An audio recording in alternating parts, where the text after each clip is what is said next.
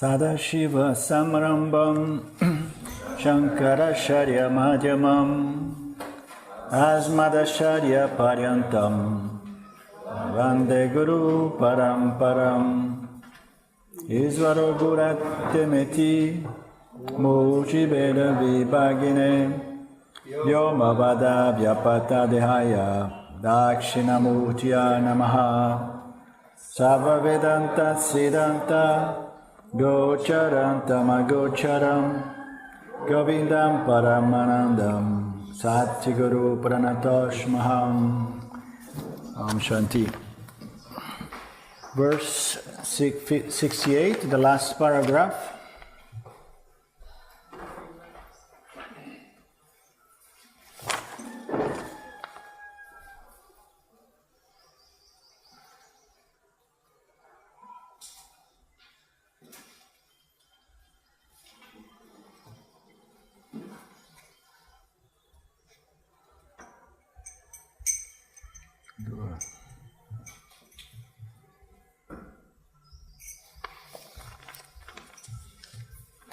The obvious indefensibility, indefensibility of this position. Let's see what position he's referring here. The position, the difficult position of trying to make sense of how creation took place and explain God as an independent source, independent entity that somehow creates the universe from something other than himself. So this is the obvious indefensibility of this notion, this position is one factor in the growth of atheism in the West. So we know that all those concepts that we have got from those religious instructions, as we become a little smarter, as science catches up with us and say, hey, this makes no sense, and that. And then somehow more and more people say, hey, don't talk about God with me, there is only matter. Because all the notions we have been exposed to define God makes no sense whatsoever. And in the West, of course, they do not have access to the Vedanta scriptures. Now, thanks to our Guru Ramji, it's getting in every corner of in the West. You'll find people, oh, did you read this book? Did you read this book? And then it's spreading. The religion will say, have faith, is increasingly regarded as a counsel of stupidity.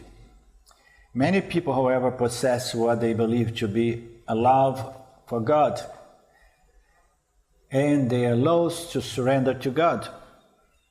But what you are surrendered to? I'm going to surrender to God. You need to know what you are surrendering to. Not realize that the love for God is often knowledge for the self. Misunderstood, not really clearly seen. It reminds me of something very nice. I shared with you many times that I have a certain romantic temperament that has always inclined me to, I love my guru, I love my teacher, and so on. When I met Ramji for the first time, immediately he realized my temperament. I say, so I know your appearance nature very well, You are Yoni, but you are Bhakta as well. And there was a period of time that I was so much in love. This love was so much projected on him that I was thinking about him and having the image of his face, his big belly and so on. Everything was in my... I was fascinated by the man, like, oh my God, and he's a genius. Everything he says is filled with knowledge and so on. I love this guy. And then one day I realized, oh my God, I'm in love with knowledge. I'm not in love with Ramji, with the body. I'm not in love with knowledge, and Ramji is just a link in the tradition. It does not completely destroy my love to him, but it shrank to same proportion. And then I took my internet and I said, I'm going to write a letter to Ramji. They say, Ramji, you know what? I don't love you anymore. Period. And then I pause a little bit. I say, I will see how he's going to react on that one. And then I say something else, and then I go back to it and say, what I am in love with, to be truth, is with knowledge, not with you, because you are but a meat tube. Because he often says that we are meat tubes, you know? It's just a tube, like a sausage. We are sausage. So a tube filled with meat and bones and water and blood. I say, you are a meat tube, and I'm not in love with you. I'm in love with love. And then I send the thing to him. And then afterwards I say, oh my God, and what he feels offended. You know, I called him a meat tube. It's okay that he called us a meat tube. But maybe it's not appropriate to the devotee to call the guru a meat tube. And then my mind was a bit disturbed. I said, oh my God, I got in trouble with the guru. You don't want to get in trouble with the guru, you know, especially for as long as you feel that you need a guru for clear your doubts and so on. And then immediately I go back there, I have to write another one to him. I'm a little bit concerned. You know? There is this honesty in me. I'm very much concerned here, you know, my mind is agitated. I'm afraid I have offended you, calling you a meat tube, you know. And moreover, I say that I don't love you anymore. I mean, I still love you a little bit, but I just realized that the true love I have is for knowledge. And then he answers back to me, say, oh man, don't worry, I loved everything that you said. It's perfect. You're in love with the scriptures, and I'm only the meat tube that is somehow passing on the scripture. So I said, thanks God, he's not offended. So we project this love for the self, for the truth, for knowledge, for self-knowledge. We project on some human being, and it's common and it's natural that we somehow love or appreciate people with more knowledge than us. You know, to me, the best definition of love is appreciation. Ramji often says that the best definition of love is attention. But attention is a byproduct of our appreciation. When we really appreciate something, our attention goes to that. So when you have appreciation to someone's knowledge, it's natural that you respect and you like the other. You know? Because you like the company of knowledge, because your love is, you're a devotee of knowledge. You're devoted to knowledge. But the religious structure are going to say, have faith, and it's not backed up by any intelligence, except that you better believe or you're going to burn eternally in hell. And that's a way to scare people and say, I am the representative of God. You have to come to me and confess your sins and donate. Yeah, the fact is that Christianity has been abused by the church. Yeah. And they're paying for it now. You know. Yeah. But it is very unfortunate that it happened. Yeah.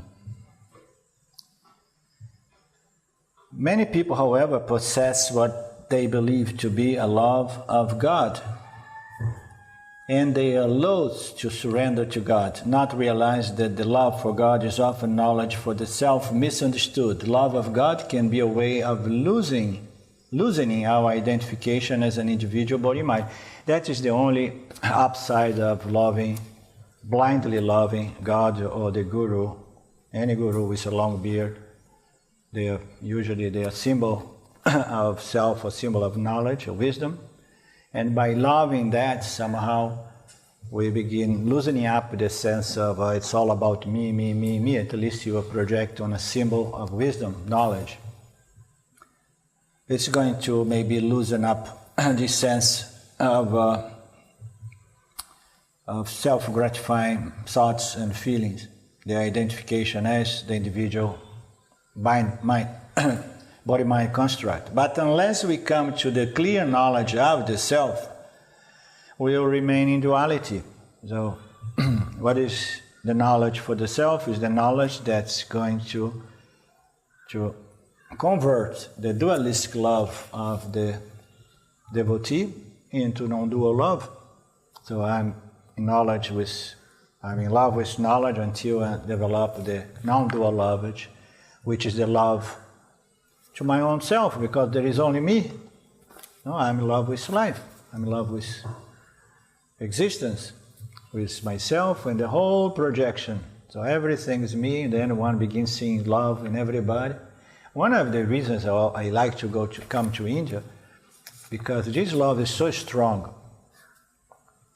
And the mind, all of our minds, remember I mention often that the mind of someone with a hard and fast knowledge is resolved with a predominance of sattva guna in a way that one is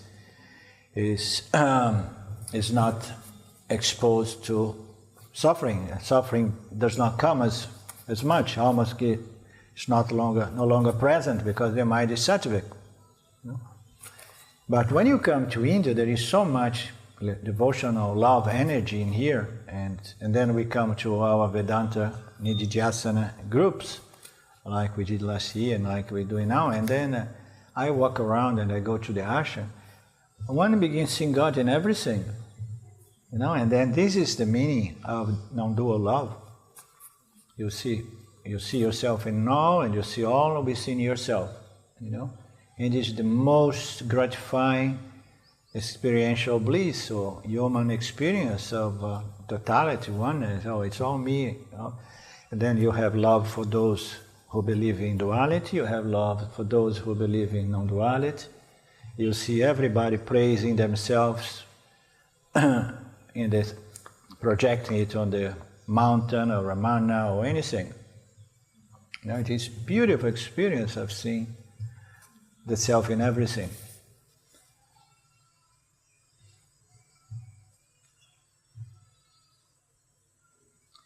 But unless we come to the clear knowledge of the non-dual self, we will remain in duality. We can still remain in dualistic devotion. Me and God, and I need to love God so that I can gain punya karma. Even should we succeed in immersing our personality in an imagined deity, so like I want to join Krishna, I want to join Vishnu, so it's my deity, I think on it day and night. Even if we would succeed in immersing our personality in an imagined creator deity, this God can never be more than what we judge to be the best part of our ego. So what is the God? It's the goodness within us. Oh, we say that the most purest, the purest aspect of the human, we say God. We say that God has created us, how you say in English? Out of His own image and... In His own image. Yeah. We say God has created us. It's the other way around. We project God as out of a super jiva, a wise jiva, and then He's there. And we attribute to them all the best qualities we find in humans. It's a saint, it's compassionate, it's all intelligent, and so on. So at the best, it's going to be a projection of that which will, the better aspect of us jiva. And as this text reminds us repeatedly, only knowledge of the self will free us. Nothing stands apart from consciousness. The self, not even God. So yesterday we were going through this analysis, and somehow it was becoming clear that the jiva resolves itself as the doer. Yeah? From the standpoint of karma yoga, the jiva understands, resolves themselves as Ishvara. He knows that all thoughts and actions are being determined and governed by Ishvara, and Ishvara resolves itself as awareness in awareness, knowing that Ishvara is just a concept in the mind of the jiva. It's a concept because this whole system is absolutely impersonal. It's a machine, just how Ramji says, cracking up vasanas, and vasanas produce beings and jivas, It's all impersonal. This machine is doing that, this system is doing that without any concept of jiva, gods, or anything. God is a concept in the mind of a human jiva. Nothing stands apart from consciousness, so Ishvara resolves itself as nothing but awareness. And God is certainly not something like old you and me. It's not like something that we can project out of the good ideas we have of ourselves, the sand that lives within me.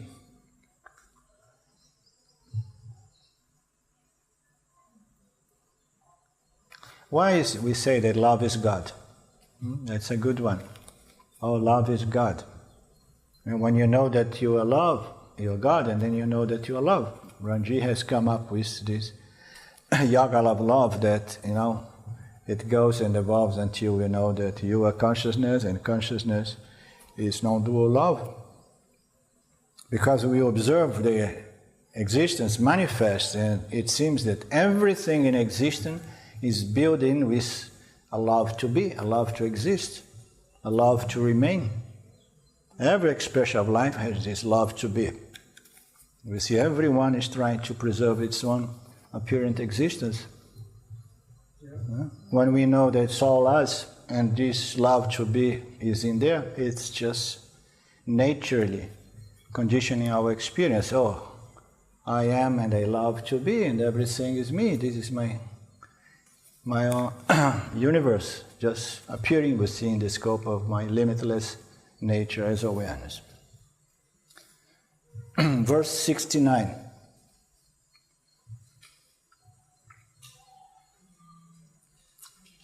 Shankaracharya says the Avarta Veda. Atharva. Have you heard of Atharva scripture, Upanishads? Have you read? It's one of the Vedas, not the Upanishads. That's what I was confused. It's Veda, yeah. What does that relate to, this Veda? This Veda is most related to what? No idea. The Atharva Veda says the world is only consciousness. Whatever is superimposed on consciousness can only be consciousness.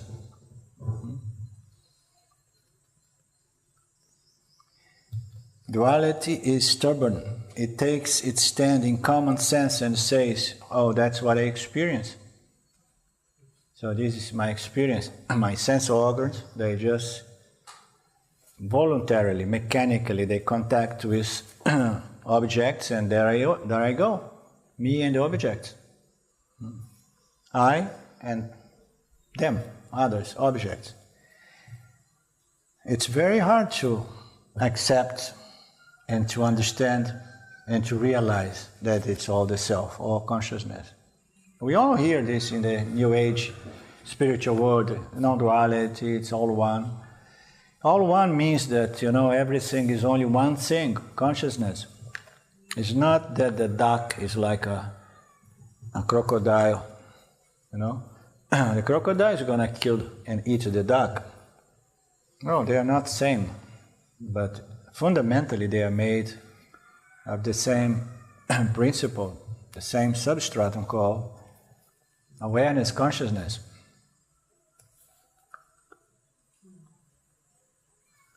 Duality is always showing there and appear through our sense instruments. It's you and the world all the time, two different things.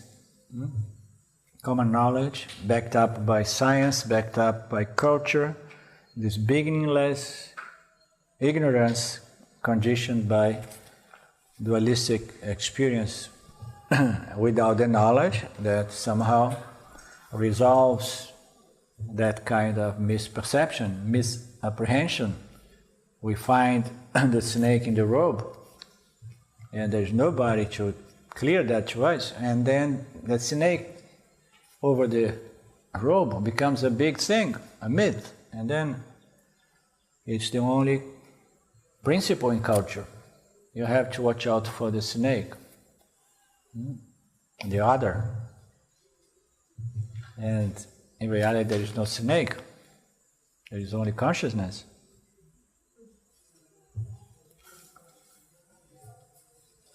Duality has interpreted our perceptions for so long. You see, duality, ignorance, all the vasanas, all the data we have here, based on no apprehension of the real non-dual nature, it's called duality. Duality has interpreted our experience for so long that we tend to grant it legitimacy. Did I do well? Legitimacy, without questioning it. In fact, if you question, you better question for yourself. Don't share it with your best friends. Otherwise they think that, you are losing it. Good. It seems natural. Duality is very natural, but as Vedanta has shown us, it is completely unnatural. It's so unnatural that we keep trying to get rid of duality by resolving this sense of independent separation, by joining object, join the other, join with God. And then when we go to the spiritual, we want to merge back with oneness, in oneness with God. Duality is a pain in the butt. And every effort we do is to somehow resolve that. We are not aware of it.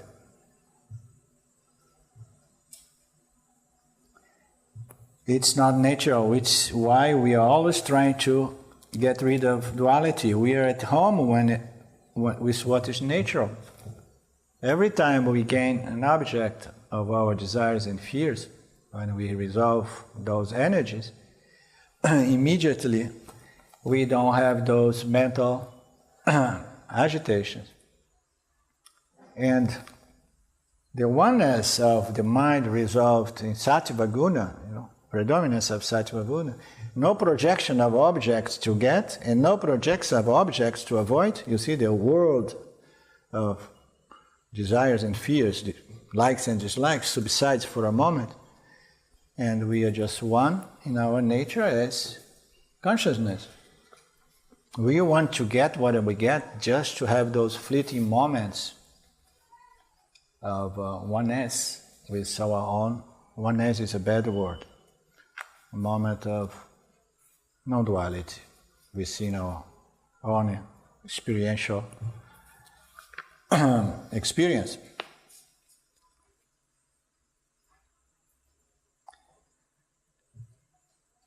The desire to love and be loved, which we equate with happiness, is a desire to erase the difference between two things. We have two things, and we all know that so well, huh? Oh God, I want to be one with you. I want really to merge with you, and me and you one. Forever one. If I could go somewhere that they have one of those pressers, they press two bodies and then without destroying them, and then one body. We are bound together forever as one. That is the fantasy behind love.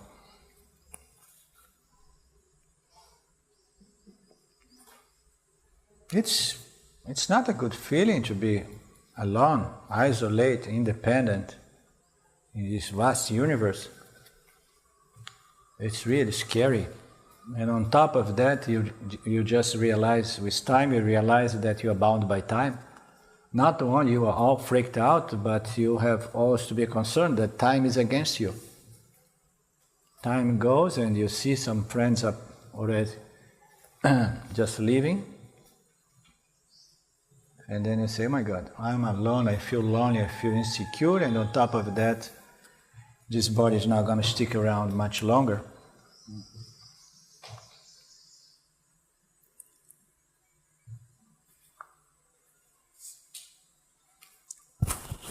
It is the desire to erase the difference between ourselves and the others, to carve out a relationship in which we can experience oneness and feel at home,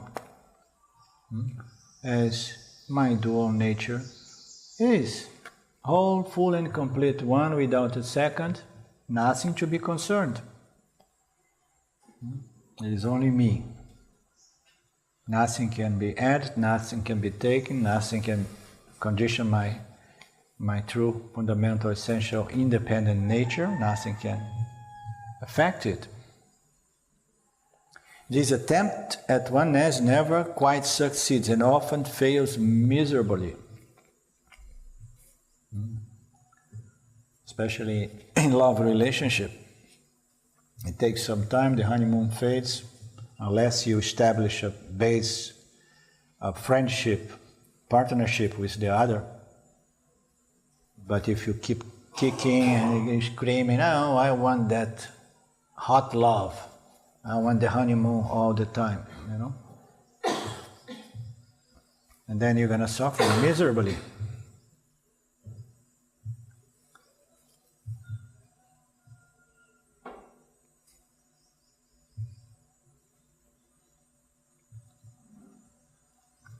So long as we identify with the body-mind, we remain an incomplete individual amidst a world of aligned beings and objects. When we realize that the world is not different from awareness and nothing is separate from me, and that person is perceived, we perceive ourselves to be, is not anything other than myself, then, is it the power went? Power is off? Okay. I'm going to try to carry on. And our individuality, which we once believed to be real, have been nothing other than awareness. Even our delusions, our ignorance is that awareness. Isn't it nice? Everything is seen as awareness under the spell of the greatest, trickiest Maya, makes things appear as plurality, diversity, and names and forms.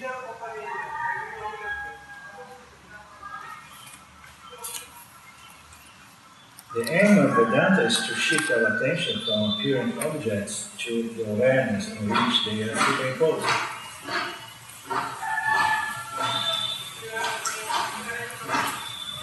See, the awareness reflects on the subtle body, somehow is extroverted by nature, and it runs towards objects. Nature, it just connects to the objects. The attempt here is to shift our attention from objects into the background on which objects are taking place. Objects to the knower on which the non-objects are appearing and disappearing, appearing and disappearing. It's a very simple shift of attention, shift of tendency. Look for the background of every one experience that which is always ever present.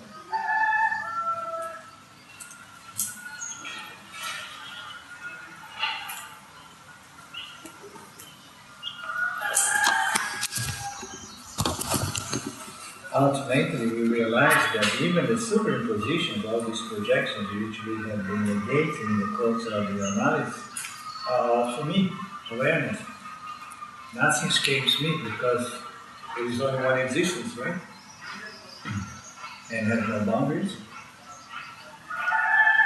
We have established that it's impossible to negate reality or negate existence. There is no such a thing as non-existence, because in order to negate it, we need to exist to negate it.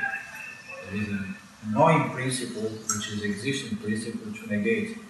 So we cannot get rid of existence. This is always ever present. There is nothing but me.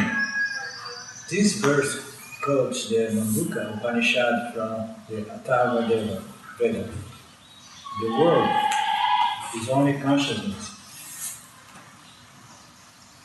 The following verse examines the consequence of denying this truth. So we are going to analyze the consequence of denying this truth, because the denial of the truth is that nagging voice we see most of the inquiries for some time trying to say, no, but it's not possible. This is counterintuitive. It's not my experience. My experience that if there is awareness made of parts,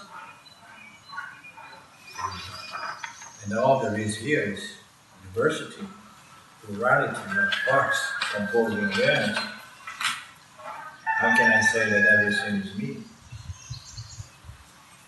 So, the verse 17. If we would give reality to the world, if the world was really real, the self would be affected by the world.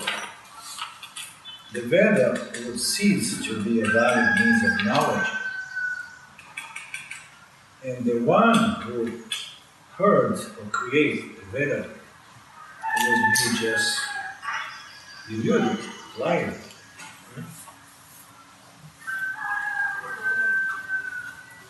If there is reality in the universe, if the world is real, the self will be affected by it.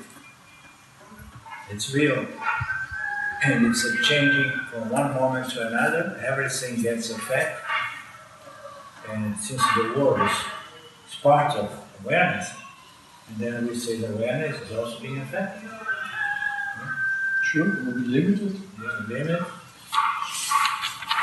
bound by phenomenal object, bound to phenomenal object.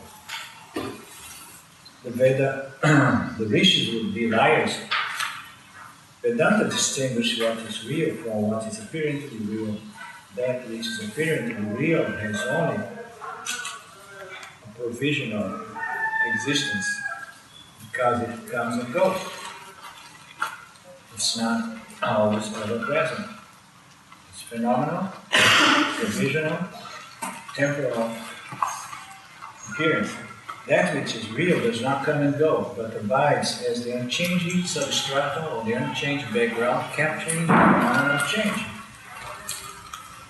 The world is always changed. Change only exists against the background of something that does not change. It's another way to understand that we cannot negate awareness. We say, oh no, everything changed. How can you establish that? A changing thought or a changing phenomenon cannot witness other changed phenomena. Because there is no base for that, because this object is changing as well. Unchanging substratum capturing that which is changing. Is the substratum of that which does change. The apparent real is thus defined as a superimposition on the real. And that has been established through discrimination. If we exercise our discrimination between the subject and the object, we will come to a certain absolute conclusion that the subject never changed, that there is something that is always witnessing phenomenon, and the phenomenon has a beginning, a middle, and an end, while there is something that is always present and never modifies to contact with experience, with object.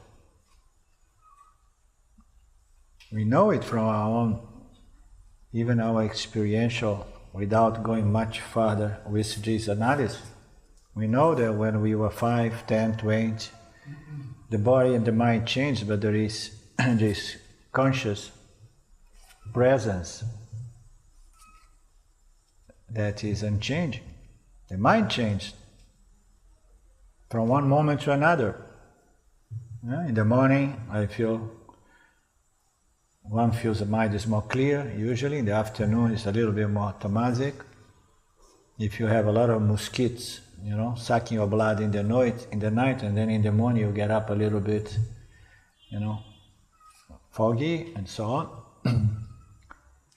But there is something there that it never changed. It's always the same. Do you agree? No?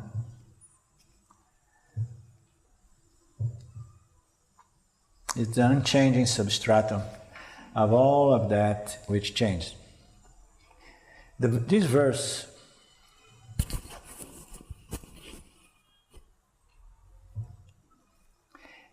invites us to consider the consequence of assuming the world to be real. We already know the chief consequence of this assumption.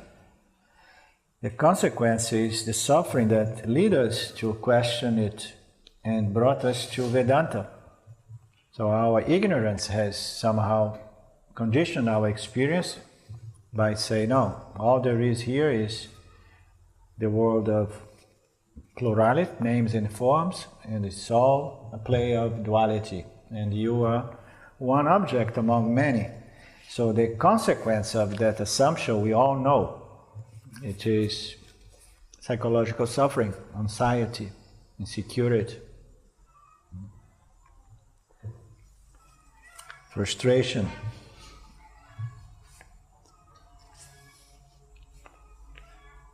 It's not that bad. Sometimes we have some good times as well. But those are fleeting moments, and also depends on the degree of purification of one's mind. Some minds are more pure, wiser and so on, therefore they don't get all agitated for any small things, for any object, flying by, and then again and again, it's all over the place trying to gain something, to feel satisfied. So minds, each mind has its own process of purification or development, of maturity, of understanding. And to that degree we experience a little more contentment as we grow. More contentment, more peace, more tranquility, more inner satisfaction, which is not dependent on gaining or avoiding things. But when we look at the world, because we are Vedantins, we are lovers of knowledge, so we already enjoy the fruits of this knowledge to different degrees. But look at the world, how people live. It's so sad, Just running and chasing, and the body is getting worn out. And then you take tablets and pills for this and that, and anxiety, and sleeping pills, and cholesterol, and this, and you keep running, trying to find some peace and satisfaction that usually people only find with alcohol and drugs in the weekend. It's a very common thing.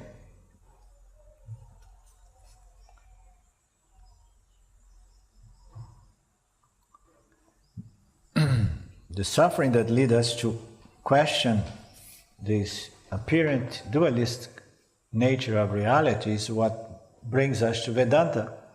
But the text wants to establish us firmly in the knowledge of the self, so it urges us to exhaust all possible doubts by examining what would follow if objects were real. So it's just trying to, don't be convinced so easily, Let's bring up some more doubts here, let's look and analyze. Because as we know, those doubts, those suspicions, they say, I'm not quite convinced. I must be the body and the mind. I cannot be the self, whatsoever beautiful descriptions I hear and I read about the self. I'm small, I'm limited.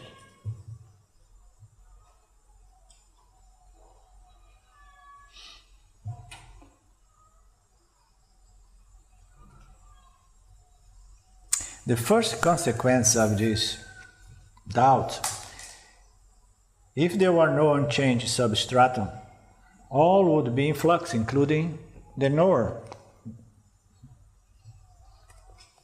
There is no unchanged substratum, then everything is changing all the time. That is, if objects were real, the self would be defined by objects. All there is a changing phenomenon. There is nothing more than that. Objects are real, and the self must be defined by its contact with object. But this is impossible, for it would mean that change would define what is real and unchanging. How change can define something if it has no substance? Oh, no, this is real. We got it. Now science got it right. And the next thing you find is some people come and say, no, that knowledge was not clear. That object does not really behave that way. That was a misconception, misapprehension of a certain phenomenon. So objects are always changing, eluding us, and there is no way that the self would be a function of this object, because the self would be changing all the time. But this is impossible for it to mean that the change would define what the real self is. Yet change can only be known in relation to that which does not change. We have established that just a few minutes ago. We need to have an unchanged factor or background on which change can be asserted. We cannot say, oh, there are a lot of objects changing, a lot of emotions changing, oh, my mind is changing. We can only assert that from a background of unchanginess. The real subject there is. It is the unchanging substratum that makes changing intelligible.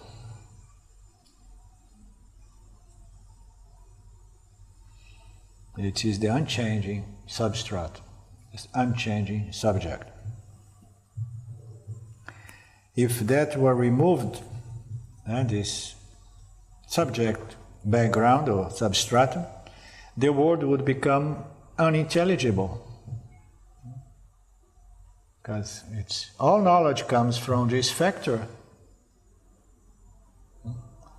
which does not change. We would not be able to talk about what is real. We would not be able to talk at all, because words are symbols by which we relate changing objects in relationship to the unchanging existence of subject or existence of the self. When I say the table exists, I mean that existence, which underlies everything, is manifest in a particular and transitory form conventionally known as a table. Table exists.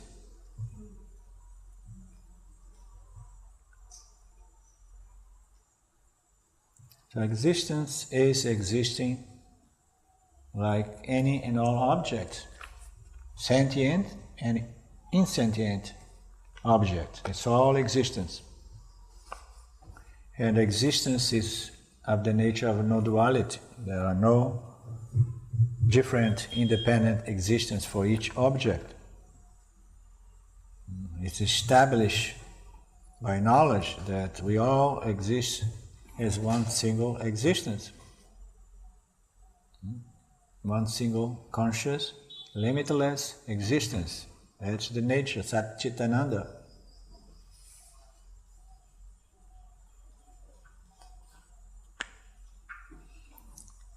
When the table disappears, as it will in time, existence does not disappear with the table. right? When the body of the jiva disappears, gets old, gets disease, gets an accident, when the body of the individual disappears, existence does not disappear. Existence is existing through many other jivas. We don't have any shortage of jivas. Human jivas here is actually a problem. We have overproduction of those jivas. No? Too many jivas. So we don't need to be worried. If one jiva goes, we have many others. We're going to continue existing. That's a good one to understand.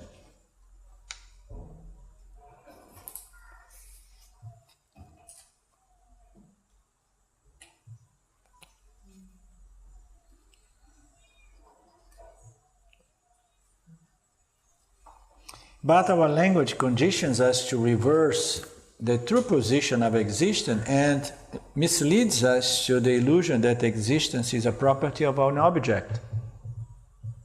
They say, the property of the object is existence. The property of the human jiva is consciousness.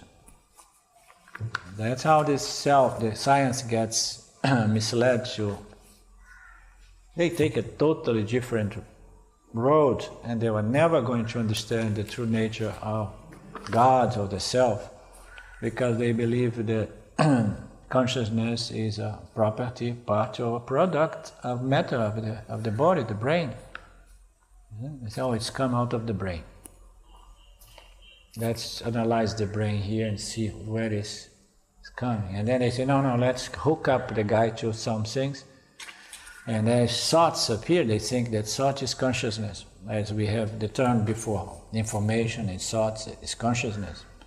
As different thoughts appear, let's say how the neural connections in the brain are firing, as if they may find any answer in the brain.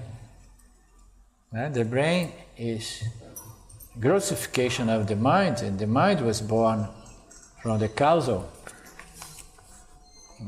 So trying to understand life in the grossification, which is an effect of its cause, it's an exercise in futility.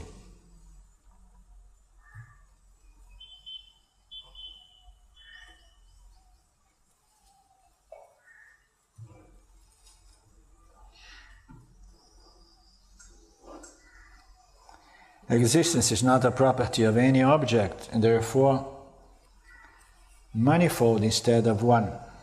What is this? Manifold instead of one, James? Multiple. Multiple? Yeah.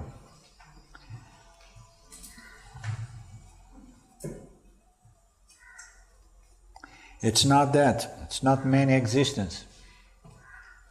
There are not many consciousness. To make the consequence of the self being affected by objects, consider personal identity. If objects were real, we would have to regard ourselves as the body mind in whatsoever form it's appearing now. This is a very personal experiment we can do. If the self is affected by all objects, consider that personal identity. If objects were real, we would have to regard ourselves as the body-mind in whatsoever form it appears. So I can say, I'm the body. And then I would identify with anybody, you and so on. Oh, it's very late, I did not realize it. Shall we stop it? Almost 12:30. I was hoping to finish this one, but there are 2-3 pages on this logic. Let me make a mark. I'm sorry, I went over.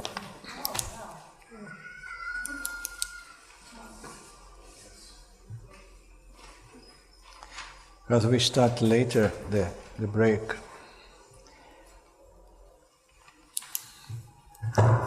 Okie dokie, it's time for lunch. It's